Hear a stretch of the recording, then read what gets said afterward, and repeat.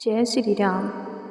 जब राम ने प्रजा को रथ के पीछे दौड़ते हुए देखा तो उन्होंने रथ को रुकवाया और उनसे कहा, मेरे प्रिय अयोध्यावासियों, मुझे ज्ञात है कि आप लोग मुझसे अटूट प्रेम करते हैं, इसीलिए आप लोग मुझे बार बार अयोध्या लौट चलने का आग्रह कर रहे हैं। मुझे भी आपके इस प्रेम को टालने में अत्यंत कठिनता हो रही है, किंतु मैं आप लोगों से आग्रह करता हूँ कि आप लोग मेरी व्यवस्था को समझने का प्रयास करें।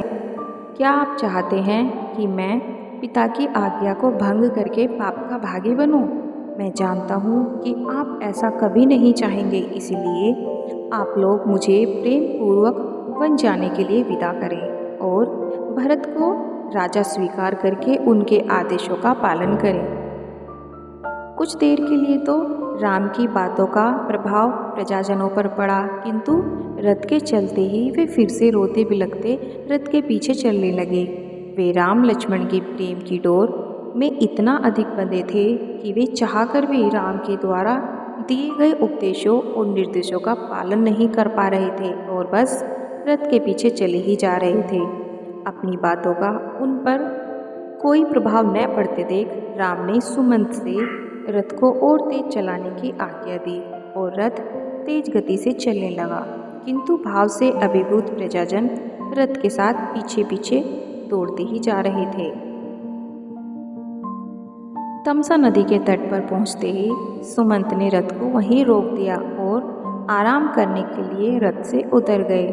तभी रोते बिलखते अयोध्यावासी भी वहां आ पहुंचे, जो रथ की गति के साथ न चल पाने के कारण पीछे रह गए थे। उन्होंने फिर से राम लक्ष्मण व सीता को वापस अयोध्या चलने का आग्रह किया। राम ने उन्हें फिर से वही प्रेम भाव से समझाने का प्रयास किया। राम और प्रजा के बीच समझाने का प्रयास होते होते रात्रि हो गई। भूख प्यास और लंबी यात्रा की थकान से सभी अयोध्यावासी वहीं वन की वृक्षों के कंदमूल फल खाकर भूमि पर ही सो गए।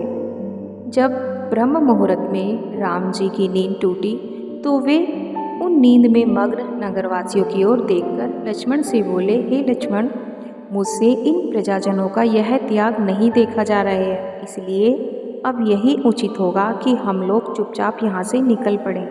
तुम शीघ्र जाकर रथ तैयार करवा लो, किंतु ध्यान रखना किसी भी प्रकार की आहट न हो, वरना यह जाकर फिर से हमारे पीछे पीछे आने लगेंगे। राम के आदेश अनुसार लक्ष्मण ने सुमंत से कहकर रथ को थोड़ी दूर पर खड़ा करवा दिया और नगरवासियों को सोता छोड़ वे रथ में सवार होकर तपोवन की ओर निकल गए। जैसे ही नगरवासियों की नींद टूटी, वे सब उन्हें ढूंढने लगे और रथ के निशान देखकर पीछे पीछे बहुत दूर तक गए। आगे पथरीला और ककरीला रास्ता होने के कारण उन्हें रथ के निशान दिखाई नहीं पड़े। अनेक प्रयास के बाद भी जब उन्हें कोई रास्ता नजर नहीं आया, वे निराश होकर विलाप करते हुए पुनः अयोध्या की ओर लौट पड़े।